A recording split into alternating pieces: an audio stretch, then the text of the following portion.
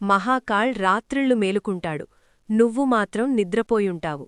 కైలాస పర్వతం మీద రాత్రి చీకట్లో సృష్టి అంతా నిద్రలో మునిగిపోయినప్పుడు మహాకాళ్ కళ్ళు తెరుస్తాడు. ఉదయం 3:40 దాన్నే ఋషులు బ్రహ్మముహూర్తమన్నారు, తాంత్రికులు సిద్ధికాలమన్నారు. కాని ఈ రహస్యం ఇప్పుడు దాగిపోయింది.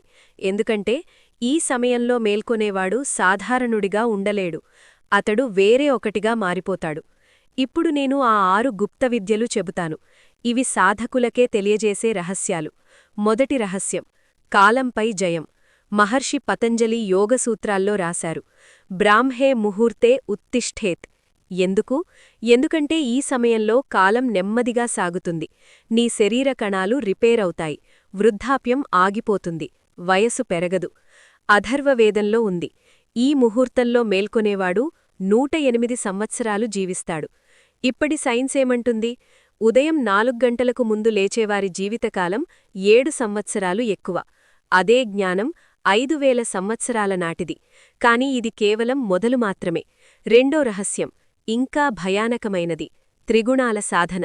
శివపురాణంలో ఉంది, సృష్టి 3 గుణాలతో నిర్మితమైంది: సత్వం, రజస్సు, తమస్సు. రాత్రిళ్ళు తమస్సు ఆవరించి ఉంటుంది, చీకటి, ఆలస్యం, మోహం. మధ్యాహ్నం రజస్సు, కోపం, ఆశలు, అశాంతి. కాని 3:40 ఉదయానికి కేవలం సత్వం మాత్రమే, శుద్ధత, స్పష్టత, శాంతి. ఈ సమయంలో సాధన చేసేవాడు సత్వంలో స్థిరపడతాడు. అతని మనస్సు అద్దంలా నిర్మలమవుతుంది. మహాకాళ్ యొక్క 3వ కన్ను సత్వంలోనే తెరుచుకుంటుంది. మూడో రహస్యం, ఆజ్ఞాచక్ర జాగరణ. నీ నుదుటి మధ్యలో ఒక చక్రముంది, ఆజ్ఞాచక్రం. దాన్నే ఆధునిక సైన్స్ పైనియల్ గ్రంథి అంటుంది.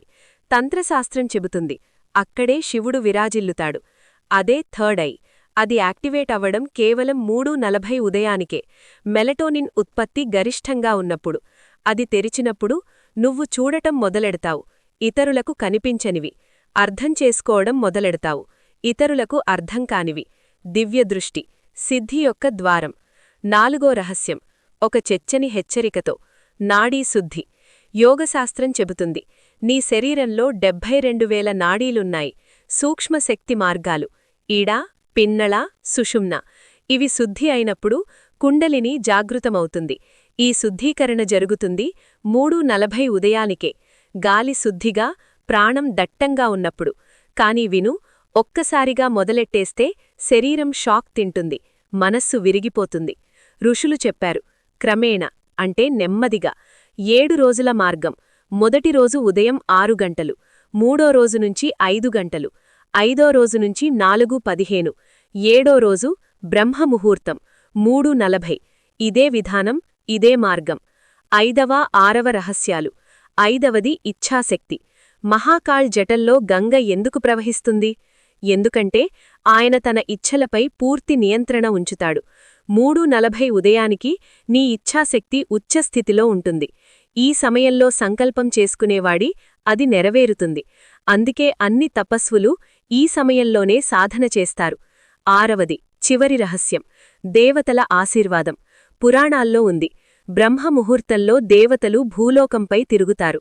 బ్రహ్మ సృష్టి చేస్తాడు, విష్ణువు పాలన చేస్తాడు, మహాకాళ్ ధ్యానంలో మునిగి ఉంటాడు. ఈ సమయంలో మేల్కొనేవాడికి మూడింటి ఆశీర్వాదం లభిస్తుంది: సృష్టి, పాలన, రూపాంతరం. హిమాలయ గుహల్లో ఇప్పటికీ యోగులు ఈ సమయంలోనే మేల్కొంటారు. నాగా సాధువులు, అఘోరీలు, తాంత్రికులు అందరూ ఈ రహస్యం తెలుసు. ఇప్పుడు చివరి ఆహ్వానం, నీ ముందు మార్గముంది. మహాకాళ్ మార్గం, సాధన మార్గం, రూపాంతర మార్గం. కాని గుర్తుంచుకో, ఇది సులభం కాదు. 95% మంది ఓడిపోతారు. ఎందుకంటే నిద్రమోహం అతిపెద్ద మోహం. కాని గెలిచినవాడు ఇక సాధారణుడు కాడు. త్రిశూలం యొక్క 3 శూలాలు: కాయ, మన, ఆత్మ. మూడింటినీ జయించాక నువ్వు మహాకాళ్ దగ్గరకు చేరుకుంటావు. ఆ యాత్ర మొదలవుతుంది ఒక సమయం నుంచి 3:40 ఉదయం బ్రహ్మముహూర్తం వరకు. సమాప్తి మంత్రం: రేపు ఉదయం 3:40 గంటలకు గడియారం పెట్టకు, సంకల్పం చేసుకో. 21 రోజులు, సాధనలాగా, ప్రయోగంలాగా. మహాకాళ్ రాత్రిళ్ళు మేల్కొంటాడు, సృష్టి రక్షణ కోసం.